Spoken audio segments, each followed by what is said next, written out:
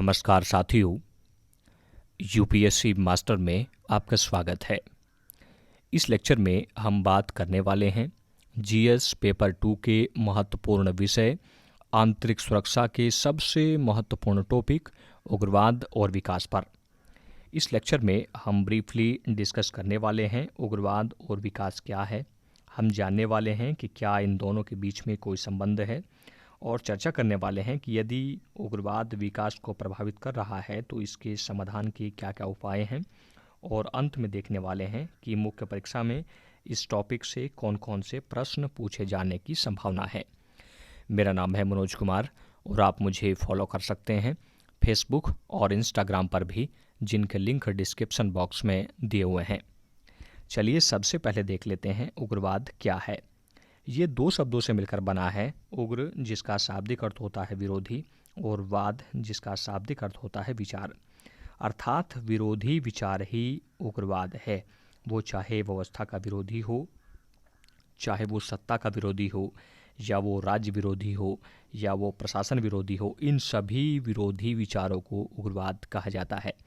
अर्थात उग्रवाद ये मानता है कि उनकी ये व्यवस्था सापेक्षिक वंचना कर रही है और इसी वजह से उनका शोषण हो रहा है, उनके साथ अत्याचार होता आया है और वो लगातार भेदभाव का शिकार होते हैं।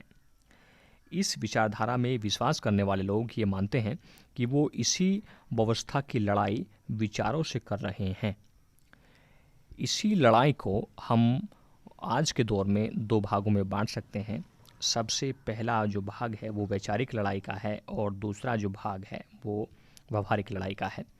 यदि व्यवस्था की जो विरोध है वो वैचारिक स्तर पर हो, जैसे राष्ट्रीय आंदोलन में हम देखते हैं उग्रवादी आंदोलन जिसका नेतृत्व लाल बाल पाल कर रहे थे, तो उसे हम वैचारिक उग्रवाद कह सकते हैं।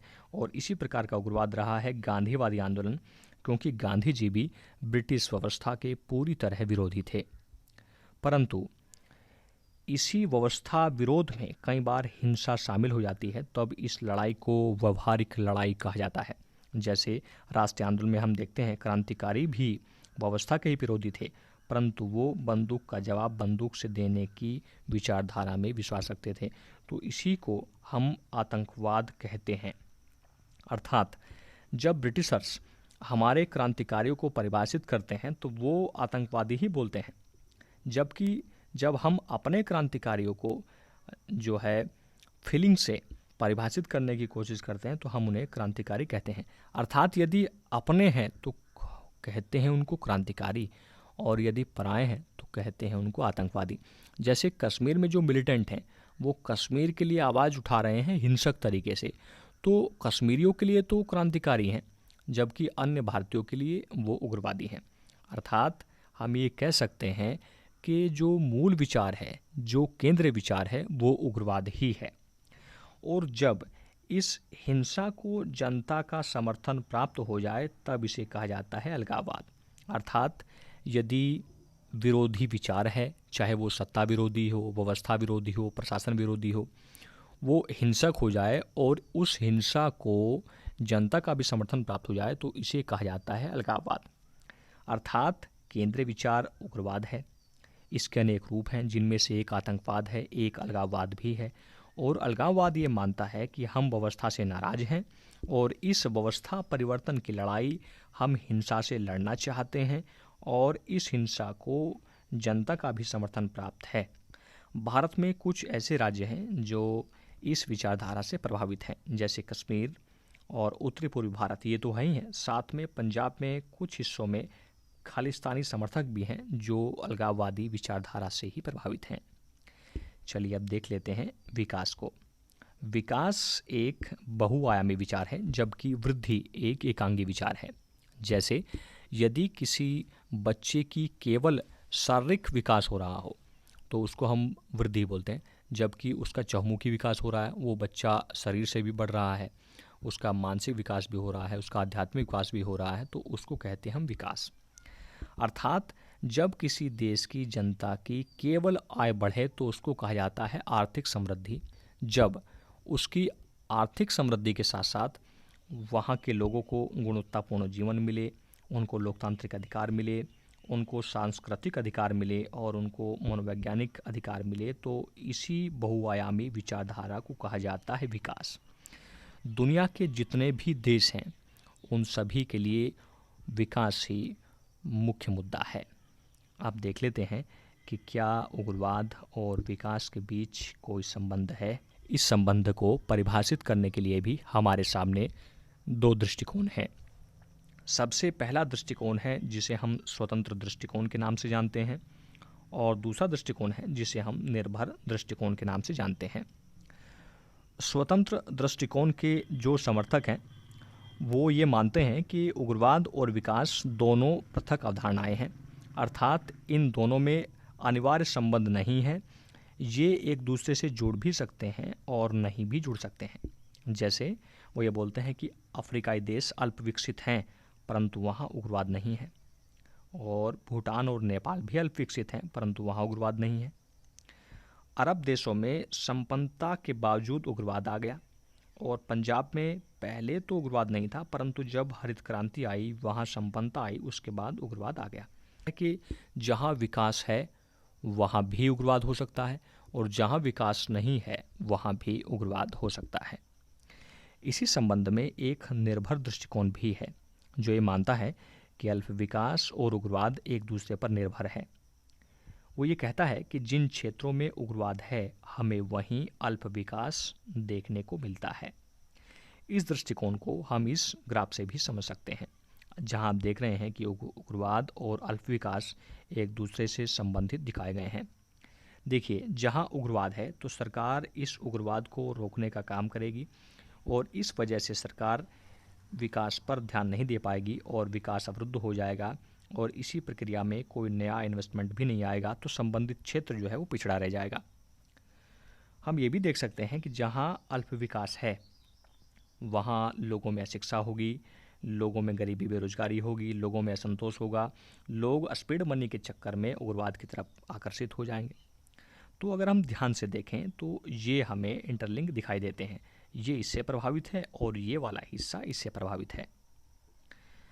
कुल मिलाकर ये कहा जा सकता है सामान्य अर्थों में कि जिन क्षेत्रों में विकास कम है, या दूसरे शब्दों में हम ये भी कह सकते हैं कि जहाँ उग्रवाद है वहाँ विकास कम है, या दूसरे अर्थों में वहाँ जो है उग्रवाद है।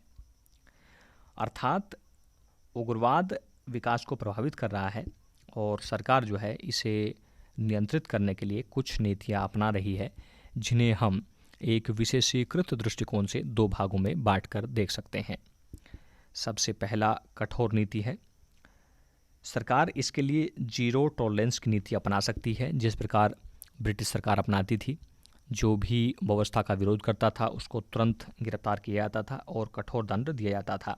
वैसी नीति अभी भारत सरकार द्वारा अपनाई जा रही है।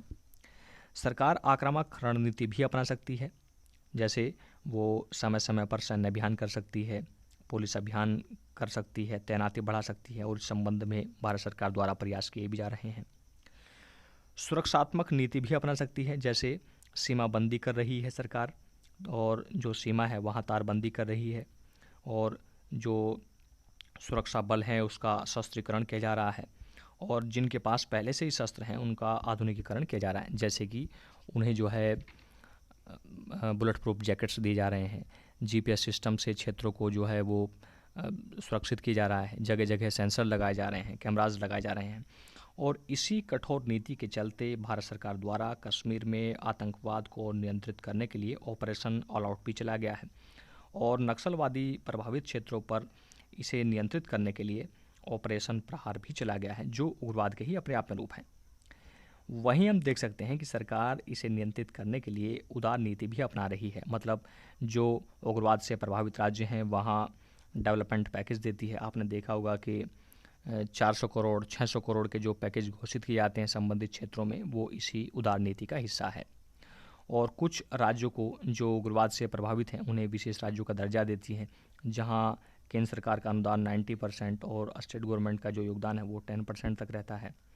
इसके अलावा हम देखते हैं कि सिविक एक्शन प्लान सरकार द्वारा जारी किए जाते हैं, जहां जो है प्राकृतिक आपदा की स्थिति में सेना या पुलिस लोगों की मदद करती है, उनका दिल जीतती है।